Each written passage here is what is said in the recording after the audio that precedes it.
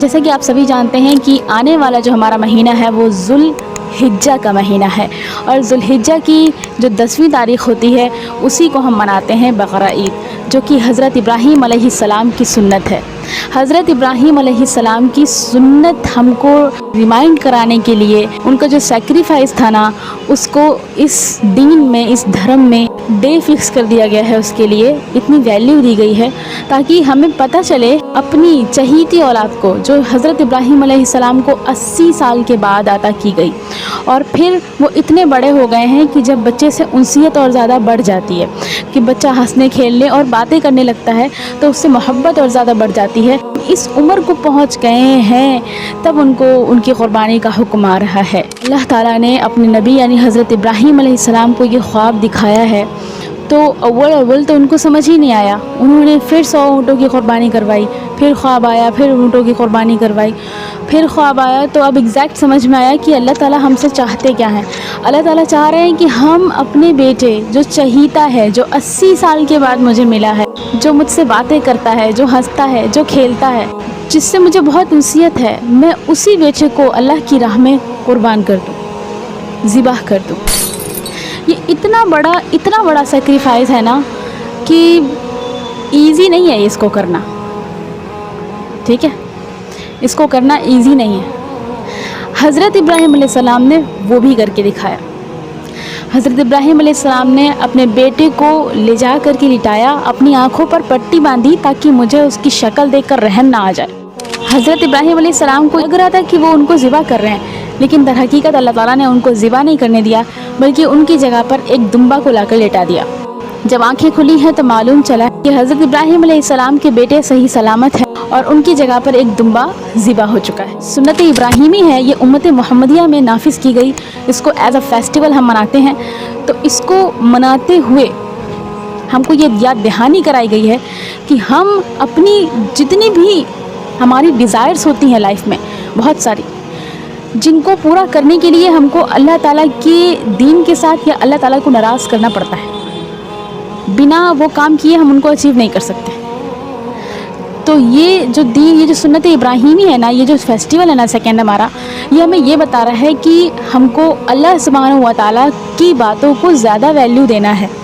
اب کیوں ویلیو دینا ہے؟ کیونکہ وہ ہمارا ہی نہیں بلکہ آنے والی تمام جنریشن کا، اور جتنی جنریشن آ چکی ہے ان کا، اور آس پاس جتنی بھی ہواؤں اور فضاؤں میں آپ چیزوں کو دیکھ رہے ہو وہ اللہ ہی کی ہیں، اور اللہ تعالیٰ ہمارا خالق ہے، ہمارا مالک ہے، ہم کو پرورش دینے والا ہے، ہمیں آنکھ دینے والا ہے، ہمارے چہرے کو بنانے والا ہے، ہماری باڈی کو بنانے والا ہے، ہاتھ پاؤں دینے والا ہے۔ سوچو اگر ان 5 انگلیوں کے علاوہ اللہ سبحانہ و تعالیٰ یہاں پر ایک انگلی اور لگا دیتے، کٹواتا ہے نا پھر انسان اس انگلی کو، کیونکہ وہ اچھی نہیں لگ رہی ہوتی اس لیے کٹواتا ہے۔ اگر ہمارے ہاتھ میں 5 انگلیوں کے علاوہ اللہ تعالیٰ 10 انگلیاں دے دیتا تو عجیب لگتا۔ اگر اللہ سبحانہ و تعالیٰ ہماری آنکھوں کی جگہ پر ناک لگاتا اور ناک کی جگہ پر آنکھیں لگا دیتا تو دیکھو یہ تمام چیزیں نا اللہ تعالیٰ ارشاد فرما رہا ہے کہ اے انسان، میں نے تم کو پیدا کیا، تم کو صحیح بنایا ہے۔ اس سے مراد یہ ہے کہ میں نے تم کو صرف پیدا ہی نہیں کیا بلکہ تمہیں صحیح بنایا سے مراد یہ ہے کہ تمہاری آنکھیں آنکھوں کی جگہ پہ لگائیں، تمہاری ناک ناک کی جگہ پہ لگائی، تمہارا منہ کی جگہ پہ لگایا، پھر آنکھوں سے جو کام ہوتا ہے وہ کام بھی میں نے تم کو دیا۔ آنکھیں ہیں اور دکھائی نہیں دے رہا ہے، اگر ناک ہے کسی چیز کو اسمیل کرنے کے لیے ایبل ہی نہیں ہے، کیا فائدہ ایسی ناک کا؟ اگر کان ہیں لگے ہوئے ہیں لیکن سنائی نہیں دے رہا ہے تو ایسے کانوں کا کیا فائدہ؟ اللہ سبحانہ و تعالیٰ نے ہم کو کون سی چیزیں نہیں دی ہیں، ہر چیز دی ہے، بلکہ اللہ تعالیٰ نے ہر چیز عطا کرنے کے بعد ہمارے رہنے کا، کھانے پینے کا انتظام کیا۔ جانوروں کو پیدا کیا، اللہ سبحانہ و تعالیٰ ارشاد فرماتے ہیں کچھ جانوروں پر تم سواری کرتے ہو اور کچھ جانوروں کو تم کھاتے ہو۔ سنت ابراہیم کو دیکھو، انہوں نے اپنے وطن کو اس دین کے لیے چھوڑ دیا،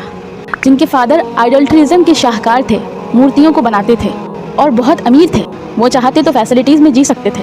لیکن انہوں نے اپنے وحدہ لا شریک کو ڈھونڈنا مناسب سمجھا۔ سورج کو دیکھا تو قیاس کیا کہ یہ میرا خدا ہے، لوگ اس کی پوجا کرتے ہیں، چلو ایزیوم کر لیتے ہیں یہ میرا خدا ہے، لیکن رات آئی تو وہ چلا گیا، تو فرمانے لگی نہیں میرا خدا ایسا نہیں ہو سکتا جس کو کوئی دبا لے جائے۔ چاند کو دیکھا تو چاند کے بارے میں بھی یہی قیاس کیا کہ چلو یہ خدا ہے، کیونکہ اس کی بھی پوجا ہوتی تھی، تو وہ بھی نہیں، کیونکہ وہ بھی نہیں ٹکا صبح تک۔ آگ کو دیکھا تو آگ کے بارے میں پوچھا کہ سوچا، یہ قیاس کیا کہ یہ آگ میرے خدا ہے، کیونکہ آگ کی بھی لوگ پرستش کیا کرتے تھے، پوجا کیا کرتے تھے، تو آگ کو بھی پانی بجھا لے گیا، تو فرمانے لگے یہ اتنی معمولی سی چیزیں میرا خدا ہو سکتی ہیں، اس پوری کائنات کو بنانے والی ہو سکتی ہے، مجھے، میرے باپ کو، میرے دادا کو، میری پوری جنریشن کو بنانے والی ہو سکتی ہے، انسانوں کو بنانے والی ہو سکتی ہے نا۔ انہوں نے پھر در حقیقی اللہ تعالیٰ کو پایا، اور اللہ تعالیٰ نے ان کو الحمدللہ ماشاءاللہ نبی بنا کر بھیجا۔ ان کے والد نے جب ان کو دیکھا کہ یہ دین سے خلاف جا رہے ہیں تو ان کو گھر اور وطن اور خاندان چھوڑ جانے کی تلقین کر دی، آرڈر دے دیا، گھر چھوڑو، وطن چھوڑو، نکل جاؤ یہاں سے۔ حضرت ابراہیم علیہ السلام کے لیے اپنا وطن چھوڑنا بہت مشکل تھا، کسی بھی شخص کے لیے اپنا گھر چھوڑنا مشکل ہوتا ہے۔ حضرت ابراہیم علیہ السلام نے اپنا وطن چھوڑ دیا۔ حضرت ابراہیم علیہ السلام عراق سے کنعان میں آ کر بس گئے، وہیں حضرت ابراہیم علیہ السلام کی جنریشن آگے بڑھی۔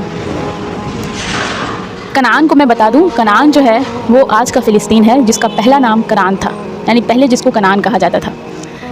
تو دیکھیے یہ جو فیسٹیول ہے یہ ہم کو یہ یاد دلا رہا ہے کہ ہم کو ایگزیکٹلی جینا کس لیے ہے، تاکہ ہم ایک حقیقی معبود کو وحدہ لا شریک لہو کو اپنا معبود مان سکیں، اس سے ہی اپنی ہوپ کو لگا سکیں، اس سے ہی ڈریں، اس سے ہی امید لگائیں، ٹھیک ہے؟ تو یہ چیز ہے۔ اور کسی کو بھی خدا مان لینا، اس کے سامنے سر جھکا لینا، یا اس کے پاور سے دب جانا، یا اس کے پاور کے ذریعے سے آپ کا اس کا غلام ہو جانا، یہ ہمارا دین ہمیں نہیں سکھاتا ہے۔ اسی لیے پڑھتے ہیں نعرہ تکبیر، اللہ اکبر، لا الہ الا اللہ وحدہ لا شریک لہ، لہ الملک و لہ الحمد وہو علی کل شیء قدیر۔ آپ کا دین آپ کو یہ سکھاتا ہے کہ آپ ایک بھلے راستے کو اختیار کریں، ایک فضول اور لغو میں جو لائف ویسٹ ہوتی ہے وہ راستہ نہ اختیار کرتے ہوئے ایک بھلائی اور ایک نیکی کا راستہ اختیار کریں۔ آپ آکوپیشن کریں، آپ کا جو اکنامک جو آپ کا لیول ہے اس کو بڑھانے کی کوشش کریں، پھر اس کے ذریعے سے جو مالیت آپ کو حاصل ہو اس سے آپ زیادہ تر مخلوق کی مدد کریں۔ مخلوق کی مدد سے مراد یہ نہیں ہے کہ آپ خالی مسلمانوں کی مدد کریں، آپ مخلوق کی مدد کریں، اللہ کے بندوں کی مدد کریں، ٹھیک ہے؟ اور جانوروں کی مدد کریں، ان پر رحم کریں، ان کو اچھا کھانا کھلائیں اگر جانور پالے ہوئے ہیں تو یہ تمام چیزیں جب آپ کرو گے تو آپ ایک اچھے وے پہ جا رہے ہو، ٹھیک ہے؟ اس کے ساتھ ساتھ آپ اپنے اللہ تعالیٰ نے جو بھی احکام دیے ہیں اس کو فالو کرتے رہیے، اور اپنی زندگی میں ان تمام چیزوں سے جس کو اللہ سبحانہ و تعالیٰ نے منع فرمایا ہے، جیسے زنا ہو گیا، یا کسی سے نکاح کا کوئی عطا پتہ نہیں ہے، ریلیشن رکھے ہوئے ہیں، یہ ریلیشن یہ بہت بڑا فتنہ ہے، یہ ریلیشن، یا شراب خوری کرنا، یا جوا کھیلنا، یا کسی کے ساتھ دھوکہ دھڑی کرنا، یا جھوٹ کر کے اپنے کاروبار کو آگے بڑھانا، یا بہت ساری چیزیں ایسی آتی ہیں، پڑوسیوں کا حق نہ ادا کرنا، اپنے گھر میں جو فیملی ممبرس ہیں آپس میں ایک دوسرے کا حق نہ ادا کرنا، اپنے خونی رشتوں کا حق نہ ادا کرنا، ٹھیک ہے؟ ان تمام چیزوں کو نہ کرتے ہوئے، اوائڈ کرتے ہوئے، ان میں اصلاحی مادے کام کرنے والا بننا ہے، اور ایسی زندگی گزار کے جانا ہے جو ہمارے لیے اور آنے والی جنریشن کے لیے اچھی اور فائدے مند مفید ثابت ہو۔ یہ ہمارا دین ہم کو سکھاتا ہے۔ ہمارا دین یہ سکھاتا ہے کہ آپ فضول چیزوں کے پیچھے پڑ کر کے اپنی لائف کو، جو آپ کی 60-70 سال کی زندگی ہے، اس کو واللہ ویسٹ نہ کریں، یہ ہمارا دین ہم کو سکھاتا ہے۔ تو یہ اتنا اچھا دین ہے، الحمدللہ بہت اچھا دین ہے۔ اس کو ایسا بنیے آپ کہ اس کو آپ اچھا ریپرزینٹ کر سکو، اچھا ریپرزینٹ کر سکو۔ السلام علیکم ورحمۃ اللہ وبرکاتہ۔